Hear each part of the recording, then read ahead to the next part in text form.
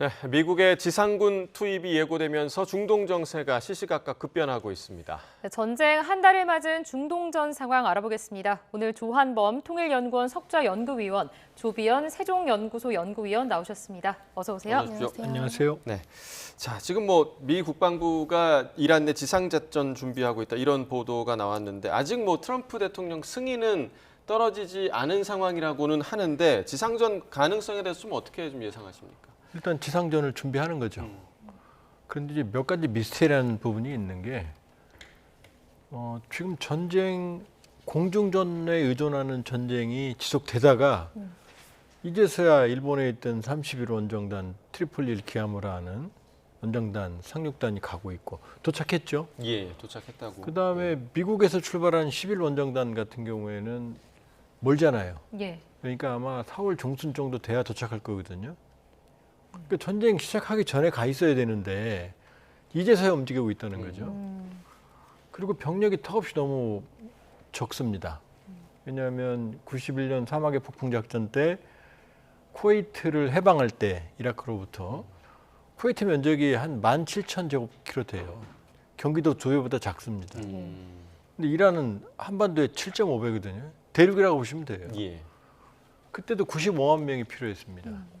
그다음에 이라크 침공할 때도 미국이 2003년에 이라크 면적이 이란의 4분의 1밖에 안 되거든요. 그때도 20만 명 이상이 동원되고 예. 이제 저 병력으로 할 수 있는 게 없어요. 그러니까 한다면 제한적인 지상전이거든요. 근데 또 하나는 지금 82 공정사단, 해병 원정대 모두 다 기습에 특화된 부대들이거든요. 지금 현장 중지되고 있잖아요. 지금 트럼프가 아직 승인을 했네 안 했네 도착했네. 그럼 기습은 불가능하다는 얘기죠. 그러면 지금 예상되는 시나리오는 이란이 버티기가 예상보다 길어지니까 예. 하르그 섬, 이란 석유의 한 90%를 저장하고 수출하는 호르무즈 해협 안쪽의 하르그 섬을 점령하거나 그럼 이제 이란의 젖줄을 죄는 거니까요. 예. 그다음 그러니까 호르무즈 해협 입구 쪽에 이란 쪽 사이드나 아니면 도서들을 점령하는 이게 유력한 시나리오거든요. 그 외에는 이란 본토에 들어갈 수가 없어요. 들어가서도 안 되고. 그러면 요 정도가 지금 예상되는 시나리오인데 그럼 만일에 그 작전이 제한적인 작전이 시행이 되면 유가가 오를까요 떨어질까요? 오르겠죠. 더 폭등하죠. 예. 그리고 이란이 하르그 섬 뺏기고 아마 호르무즈 해협 통제권을 뺏긴다고 그래서 가만히 있을 거예요? 아마 호르무즈 해협을 네. 원거리에서 때릴 가능성이 있고 하르그 섬을 본인들이 불태울 수도 있어요. 어차피 장악되면 끝장나니까. 그러면 이제 주변국을 더 때리겠죠. 그럼 유가는 200불을 넘어갈 거예요. 아마 순식간에. 그러니까 지금 현재로 봐서는 압박 수단으로 봐야 된다. 그러나 트럼프 대통령이 무모한 선택도 많이 하는 분이니까 예. 만일에 할 가능성도 배제할 수는 없는데 그렇다면 정말로 불확실성의 문이 열리는 거라고 봐야 되는 거죠. 일단은 어떤 의견이세요? 지금 들어보셨는데 지상전 가능성에 네. 대해서 어떻게 전망하십니까? 네, 저도 동의합니다. 지금 트럼프 대통령이 보낸 그 규모 병력 수나 이런 걸 보면은 우리가 생각하는 그런 대규모 지상전일 가능성보다는 지금 박사님께서 여러 가지 그 안을 말씀해 주셨는데 그 하르그 섬이랑 그 호르무즈 해협을 들어가는 그 섬에 대한 도서에 대한 점령 그리고 또 하나 추가를 한다면은 그 악시오스에 나왔던 글인데 그 미국이 이란에서 나오는 그 배들을 납포할 수 있다. 예. 그렇게 해서 4가지 정도 선택지가 지금 나오고 있거든요. 그 정도의 그 지상전일 거라고 생각이 되고요. 그 또 하나는 저희가 놓치지 말아야 될 게 그 미국이 지금 군사 작전을 하는 가장 큰 이유 중에 하나가 이란의 그 핵 능력을 불능화하는 겁니다. 그러면 지금 450kg 정도 되는 걸로 추정되는 60%의 그 농축 우라늄을 빼오는 것.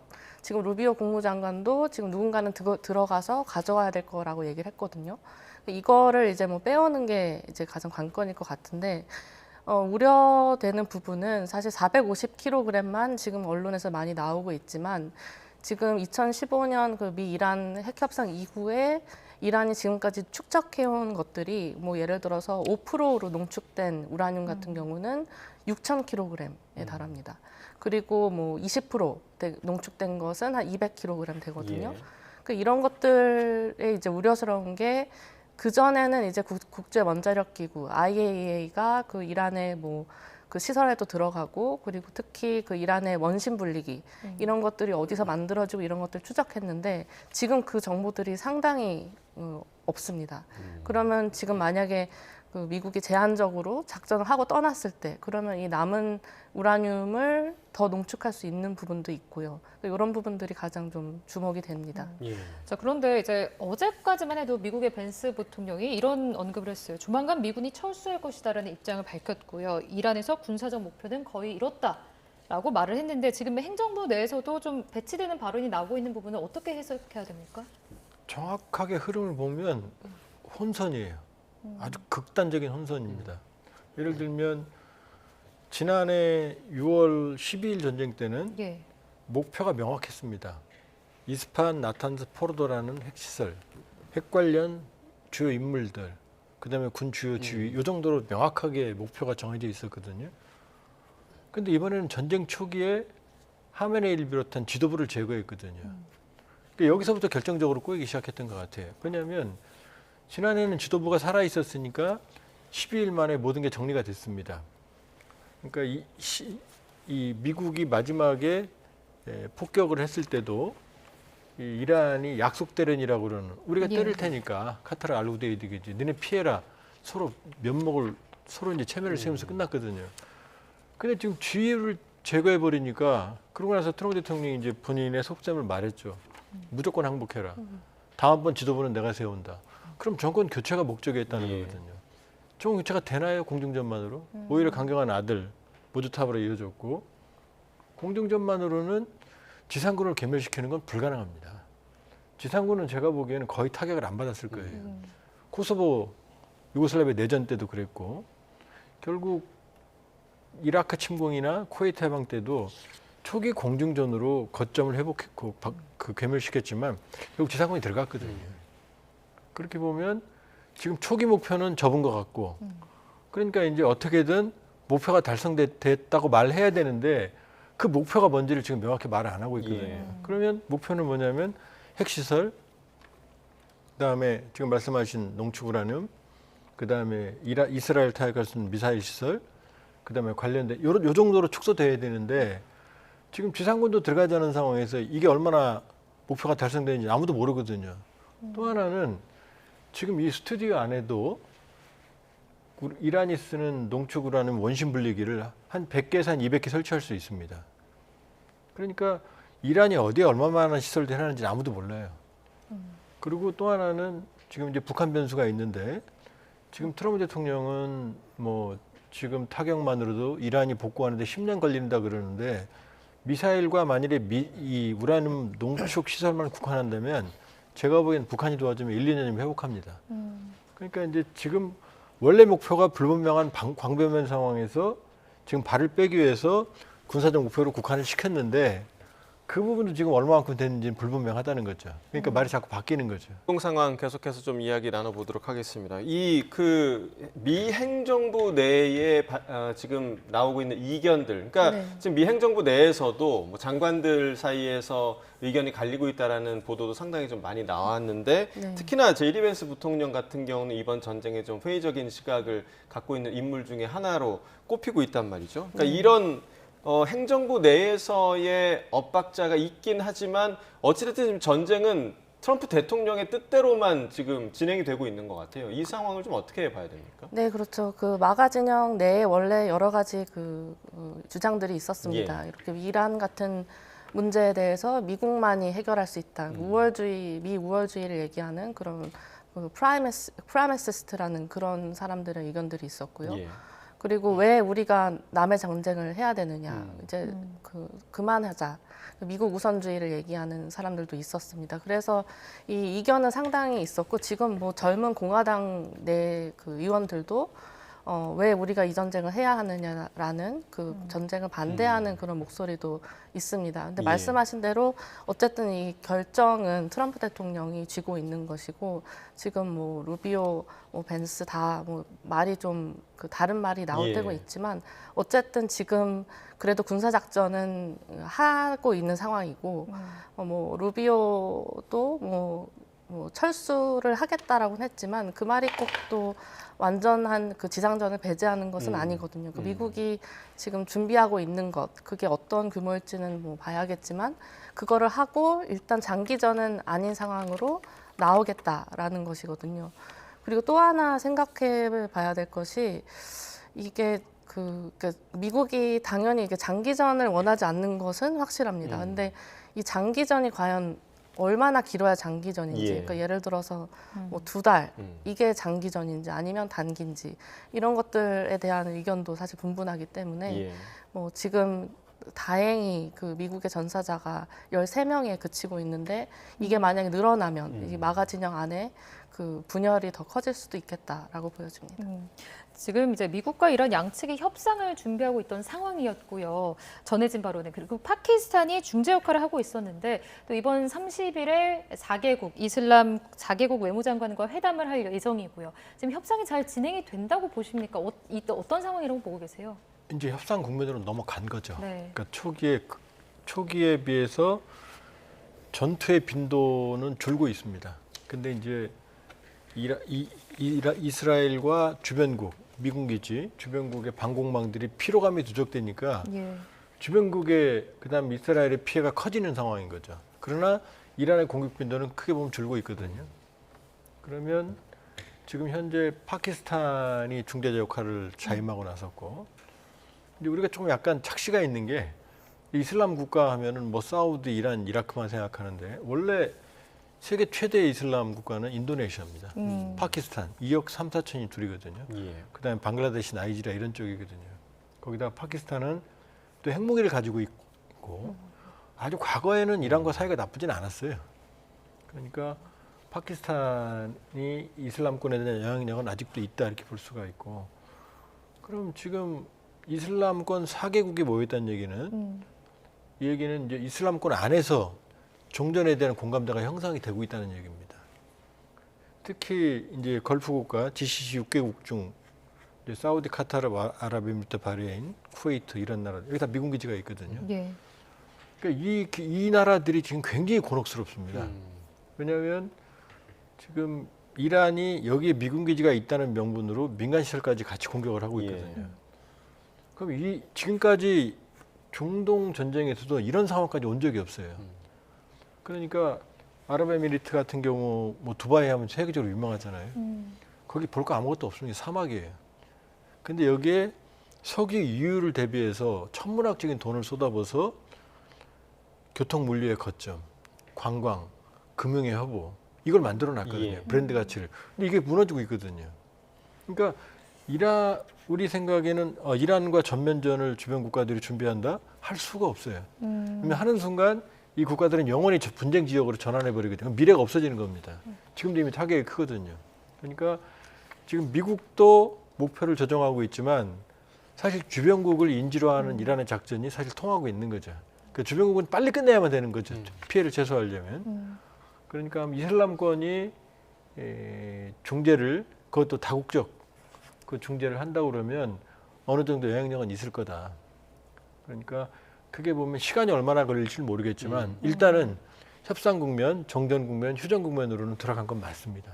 자, 협상 국면에 돌입했다라고 얘기를 해주셨는데 또 지금 후티 반군이 이번 전쟁에 참전을 또 했거든요. 그러면 또 전쟁이 확대되는 양상으로 가는 거 아니냐 이런 우려의 시각도 있을 것 같아요. 어떻게 좀 보십니까? 굉장히 우려스럽습니다. 지금 뭐 예를 들어서 그 아랍에미레이트 같은 경우에는 그 개전 초기 그 이란의 그 상당 부분의 공격을 받았습니다. 40%가 이스라엘에 갔고 60%가 남은 걸프 국가들을 갔는데 이 중에 상당 부분이 아랍에미레이트 갔는데 아랍에미레이트가 지금까지 그 사실상 참전을 안 한 이유는 참전하게 되면 이게 확전이 될 가능성이 있기 때문에 최대한 자신들의 방어적인 입장을 이렇게 고수해 왔던 것이거든요. 근데 지금 이제 후티가 참전을 하게 되면 이게 이제 2023년 11월부터 2025년 1월까지 그 한 100척 정도 홍해에서 드론이랑 미사일을 사용한 적이 있고 만약에 지금 이런 식으로 참전을 하게 되면 결국에는 중동의 그 정세가 더 불안해지고 그러면 방어적인 입장을 했던 국가들도 여기에 또 이제 개입을 하게 되면 그 지금 미국하고 이스라엘하고 이란의 이렇게 3개 국면에 그 좀 제한되었던 것이 더 장기화될 가능성이 높아질 수밖에 없습니다. 예. 뭐 예를 들어서 지금 이란이 미국한테 제안한 종전안 중에 핵심 중에 5개 역제한 것 중에 하나가 그 배상 부분인데 예. 이게 뭐 행위자가 늘어나고 하게 되면 이게 배상이란 이런 부분들도 당연히 더 복잡해질 것이고 하기 때문에 지금 그 미국의 입장에서 그 장기전을 지향하는 부분에서는 크게 도움이 되지 않는 부분은 확실한 것 같습니다. 이 후티 반군이 과거에 가자지구 전쟁 때 홍해 입구를 봉쇄했었잖아요. 그러니까 홍해 입구에 위치한 이 바벨만데브 해협까지 봉쇄가 될 경우에 아무래도 뭐 세계 정세, 무역 그리고 경제에 굉장한 타격이 있을 거라고 예상이 되는데 좀 어떻게 보고 계십니까? 지금 이제 작용과 반작용으로 봐야 됩니다. 미국이 이란을 압박하기 위해서 지상군, 제한적인 해병대 82 공동사단 쪽을 움직임을 보이니까 후티가 움직이는 거죠. 이 반작용으로. 이건 미국에 대한 압박이 되거든요. 왜냐하면 홍해를 막아버리면 여기는 원유도 있지만 세계 교통 물류의 이 공급망의 핵심 거점이거든요. 이스라엘도 여길 타격받으면 이스라엘 생필품의 20 내지 30%가 여길 통과하거든요. 그러니까 후티가 움직이는 거죠. 그러니까 이란을 중심으로 하는 반미 반이스라엘 연대가 홍해 입구에 있는 예멘에서도 홍해 입구를 장악한 후티 반군. 예. 근데 우리가 말이 후티 반군 그러지 사실상 예멘에서 가장 강한 정부입니다. 가장 세력이 세요. 지금 위상으로 보면 반군이 아닙니다. 정부군이 지금 지리 멸렬해 있으니까. 그다음에 이라크 안에 있는 그 시아파 민병대. 여기는 이라크 정부보다 이란의 명령을 듣거든요. 그러니까 이라크 안에 있는 미군 기지를 공격하는 것도 여기거든요. 그다음에 지금 이스라엘이 전면전을 벌이고 있는 레바논 남부의 헤즈볼라 여기. 그다음에 이제 가자 지구에 순위파긴 하지만은 하마스. 예. 여기는 이제 거의 힘을 잃었죠. 그러니까 지금 동시적으로 예멘 그다음에 헤즈볼라는 전투하고 있고 이라크 안에서도 지금 미군과 소규모 전투를 벌이고 있거든요. 예. 이게 지금 축이거든요. 그러니까 이 후티도 지금 계속해서 간을 보고 있다가 지금 미군이 압박을 강화하니까 지금 참전을 선언하는 거죠.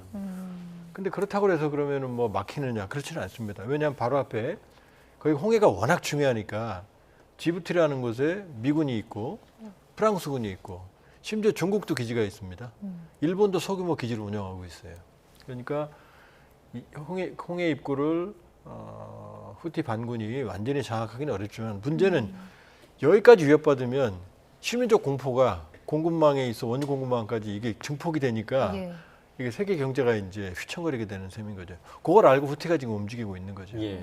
자, 그러면 이제 후티 반군, 뭐 헤즈볼라 이렇게 우리가 이른바 저항의 축으로 불리는 그런 무장 단체들이 계속해서 이 전쟁에 참전을 하게 된다면 과연 이 부분을 이제 이스라엘이나 미국이 언제까지 버틸 수 있을까? 네. 지금 뭐 최근에 이스라엘 방공망이 뚫리고 있다, 뭐 이런 얘기도 좀 들리고 있고요. 네. 계속해서 뭐 미사일 재고 부족 문제 이런 것들을 보자면 이스라엘과 미국의 낙관적이지만은 않은 그런 미래가 있을 것 같은데 좀 어떻게 좀 보십니까? 네, 그 이란의 이 구체적인 그 아직 사용하지 않은 미사일 재고가 얼마나 되느냐 이게 가장 핵심일 것 예. 같은데 당연히 지금 그 이란은 개전 초기부터 가장 핵심적으로 해왔던 게 미국하고 이스라엘의 그 방공망을 소진시키는 거였습니다. 샤헤드 계열의 그 드론을 예, 계속 드론으로. 보내가지고 그 방공망들을 소진시킨 것이거든요. 그래서 지금 이스라엘이 미국한테 지금 방공망이 부족하다라는 지원을 요청을 했었고, 지금 이제 얼마 전에도 그 핵시설에 그 미사일이 떨어졌을 때 아마도 이제 재고 소진 때문에 그 에로 3보다는 다이브세 돌팔매 같은 조금 낮은 성능 것을 사용해서 이제 결국에는 요격을 실패했거든요. 이스라엘이 지금 하고 있는 것은 어쨌든 이스라엘도 아껴 쓰는 겁니다. 근데 이게 이제 좀 너무 그 이란한테도 낙관적이진 않습니다. 왜냐하면 지금 미국이 하고 있는 게 뭐냐면 이란의 그 여러 가지 미사일 관련된 생산 기술 그런 그 지역들을 다 타격을 하고 있는 네. 것이고 지난주만 해도 미국이 한 8,000개 표적을 타격했다고 했거든요. 최근에 이제 11,000개라고 얘기했습니다. 중부사령부가. 그러면 거의 일주일 상간에 한 3,000개를 더 표적을 한 예. 것이기 때문에 지금 이란이 왜 그러면 그 숨겨놨다는 걸 왜 안 쏘느냐라는 것이 물론 이제 아끼는 걸 수도 있지만 미국이 다 위해를 다 때렸기 때문에 못 쏘는 걸 수도 네, 있다. 못 쏘는 걸 수도 예. 있다. 뭐 예를 들어서 그 새로 이제 신기술이라고 했던 뭐 세질 같은 경우에는 이제 자기가 영상을 보여가지고 이란이 발사한 것처럼 했지만 다른 또 새로운 이제 증명되지 않은 것들이 있는데 그런 것들은 아직 전장에 투입이 되지 않았거든요. 예. 그래서 전문가들이 이게 뭐 그 전에 완성이 안 됐을 수도 있고 완성이 됐는데 미국이 위를 때렸기 때문에 쓸 수가 없는 걸 수도 있고 아니면 정말 최후에 쓰려고 아껴두는 걸 수도 있고 이것은 다 열어두고 봐야 되겠다라고 생각이 됩니다. 지금 이런 가운데 호르무즈 해협 봉쇄 관련해서도 좀 짚어봐야 될 것 같은데요. 이란이 이제 호르무즈 봉쇄를 하면서 뭐 WTI가 $100에 육박을 했고 최근에도 중국 선박이 호르무즈 해협을 통과하지 못했다라는 이야기도 나오고 있고요. 그러니까 이런 지금 상황은 어떻게 보고 계세요? 결국 지금 미국과 이스라엘의 단기전 목표는 빗나갔다. 이 단기전 목표가 빗나가니까 많은 문제가 발생을 하는 거예요. 그러니까 이스라엘과 미군의 방공망이 뚫리는 것도 초기에 단기전을 예상하니까 그냥 방공망을 제대로 가동해버린 거죠. 장기전이라면 처음부터 효율적으로 썼겠죠. 그러다 보니까 미군도 그다음에 주변국도 이스라엘도 방공망 요격의 한계를 보이는 거거든요. 근데 그러니까 단기전이 왜 빗나갔냐면 두 가지 전제가 트럼프 대통령이나 네타냐후가 간과를 한 것 같아요. 하나는 뭐냐? 저기 사진에 나오는 지금 그림에 나오는 호르무즈 해협, 또 좁은 해협은 예. 봉쇄 안 할 거다 이란이. 네. 왜냐하면 이란도 대부분의 영토가 호르무즈 해협 안쪽에 들어 있거든요. 그러니까 저길 막아버리면 이란도 석유 수출을 못해, 그다음에 생필품도 못 들어와. 그리고 막은 적이 없거든요 지금까지. 두 번째, 이란이 주변국 지난해 6월 전쟁 때 카타르 알우데이드 공격까지 같은 건 약속대로 때렸지만 주변국은 이슬람 형제국들은 안 때릴 거다. 네. 이 두 가지 전제 이게 다 깨졌거든요. 그러니까 호르무즈 해협을 봉쇄해 버리니까 유가가 치솟고 있고 유가는 너무나 뼈 아프죠. 왜냐하면 지금 WTI 서부 텍사스 원유 얘기하셨지만 지난해 12월 55불이었거든요. 예. 근데 $100까지 갔었잖아요. 예. 두 배로 오른다는 얘기예요, 지금. 그러니까 미국 안에서도 여론이 안 그래도 어포더빌리티라고 해서 생활비 때문에 힘든데 이게 두 배로 오르니까 엎친 데 덮치기하게 돼버리는 거거든요. 그러니까 800만, 900만 명이 최대로 모이는 거예요. 그다음에 세계 경제, 우리도 지금 난리 났죠. 쓰레기 봉투까지 난리 났잖아요, 예, 전 세계에. 예. 그러니까 지금 뭐 이게 일팜 여기서 안 끝나요. 예를 들어서 지금 우리가 원유 비축량만 얘기하지만 LNG 같은 건 더 심각하거든요. 대만 같은 경우는 전력 생산의 대부분을 LNG에 의존하거든요. 근데 10여 일치밖에 비축량이 없다는 거예요. 저기에 대만은 또 이 중동 의존도가 높거든요. 우리는 비교적 낮습니다. 그러면 대만은 세계 TSMC 이 파운드리의 70 내지 80%를 담당하는데 전기 없으면 안 들어가거든요. 그러니까 이게 장기전으로 가는 이제 상황이 돼버린 거고 이란 독침은 그러니까 결국은 두 개죠. 주변국 인질, 호르무즈 해협 이 모두가 육구한 거죠. 예. 그러니까 이란은 어떻게든 이 비수 호르무즈 해협이라는 비수를 활용을 하려고 그러는 거죠. 그러니까 저기가 지금 관건이 되는 거고 그러니까 트럼프 대통령도 계속 호르무즈 해협 얘기를 하잖아요. 예. 그건 열어라 풀어라 함대를 보내서 같이 보호하라. 그러니까 지금 열점지대는 사실은 저 호르무즈 해협인 거죠. 예. 저걸 이란은 움켜쥐고 있는 거고 트럼프 대통령은 어떻게든 저기서 벗어나려고 하고 있는데 그게 쉬운 상황은 아닌 거죠 지금. 예. 지금 뭐 그래서 이제 이란이 호르무즈 해협에 대한 뭐 통행료를 네. 받겠다. 네. 뭐 그런 얘기도 나오고 있고 트럼프 대통령은 또 뭐 말하는 도중에 호르무즈 해협을 트럼프 해협이라고 이게 뭐 물론 본인이 이제 바꾸긴 했지만 네. 이게 그동안의 트럼프 대통령의 전력을 봤을 때는 실수 같지는 않거든요. 그렇죠. 위원님 좀 어떻게 들으셨어요? 네, 저도 그 영상을 봤는데요. 영상을 다 보시면 아마 같은 생각이실 겁니다. 이 트럼프 해협하고 바로 이렇게 수정할 때 이게 정말 실수에 의한 게 아니라 예. 그냥 그 예정되었던 의도된, 발언으로 예. 보이거든요. 여러 가지 의미가 있겠지만 두 가지 정도가 있는 것 같습니다. 첫 번째는 지금 이란이 이렇게 그 통행료를 받겠다라고 하는 이 자체를 인정하지 않겠다라는 것이고요. 두 번째는 조금 더 무겁게 다가온 것이 그래도 지금 미국이 준비하고 있는 어떠한 군사작전의 가능성을 암시해둔 발언이었다라고 생각이 됩니다. 지금 아까 초반에 박사님께서도 말씀해 주셨지만 지금 뭐 한 7천 명의 그 해병대원 해군 전력이 지금 도착을 하는 상황이고 예. 지금 뭐 그 10,000명 이상 뭐 추가로 뭐 증원한다는 얘기도 있고 뭐 하면 지금 미국이 지금 선택지로 거론되는 뭐 하르그 섬이라든지 그 호르무즈 해협을 막고 있는 그 세 개 섬, 소튠부, 대튠부, 아자무사 뭐 이런 데들 그런 것에 대한 어떠한 제한적인 그 지상전을 하게 되면 그럼 결국엔 트럼프 해협 같이 이제 미국이 이 통행권을 또 이제 다시 풀겠다라는 그 의지로 봐야 되는 것 같습니다. 지금 이제 미국 내 상황에서도 저희가 보도를 해드렸지만 뭐 이른바 노킹스 왕은 없다라는 시위가 계속해서 지금 커지고 있고 그리고 트럼프 대통령의 이 마가 세력 안에서도 지금 의견이 엇갈리고 있고요. 아무래도 트럼프 대통령으로서는 11월에 중간 선거를 앞두고 있기 때문에 여러 가지 부담이 커질 수밖에 없는 상황이거든요. 지금 이런 상황에서 지상전을 한다는 것 자체가 굉장히 부담일 것 같은데 좀 어떻게 보십니까? 이미 트럼프 대통령은 임계점을 넘은 거예요.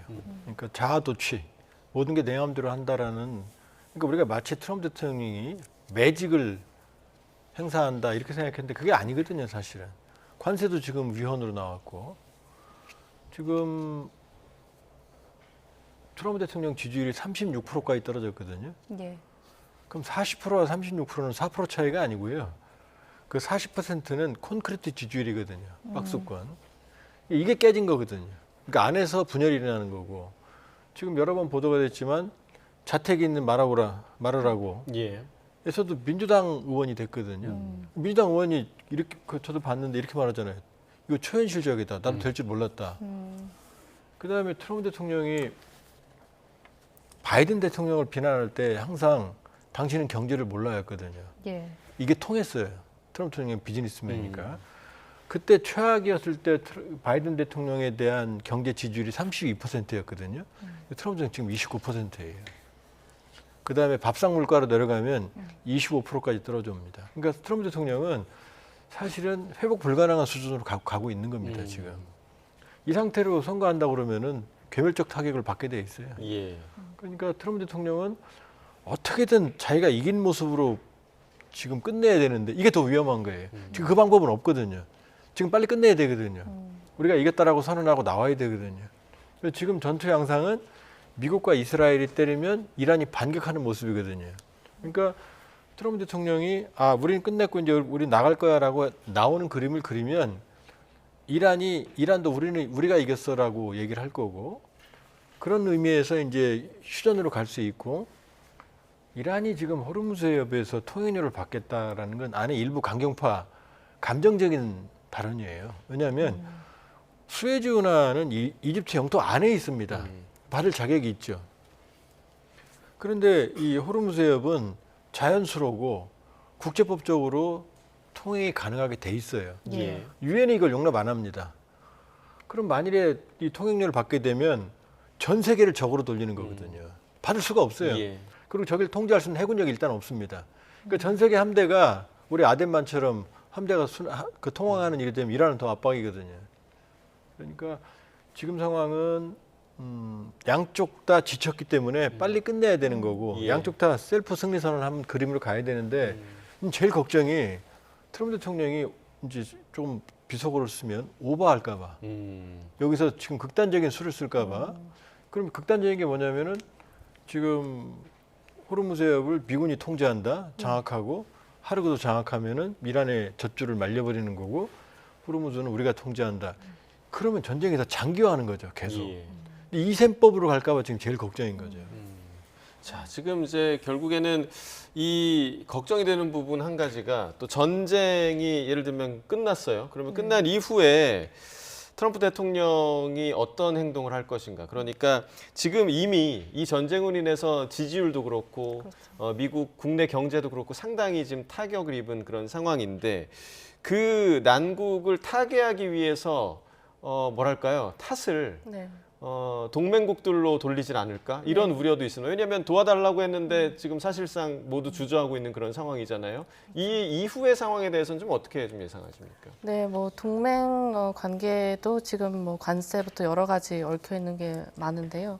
가장 우려스러운 것은 이 호르무즈 해협, 개인적 가장 우려스러운 것은 이 미국이 정말 이 셀프 승리를 뭐 선언하든지 해서 종전이 됐다고 했을 때 호르무즈 해협의 통행이 예전처럼 정말 보장이 될 것인가. 그러니까 이란이라는 세력이 어떤 형태로 이렇게 정리가 되느냐에 따라서 호르무즈 해협의 위협은 지속될 수가 있고 예.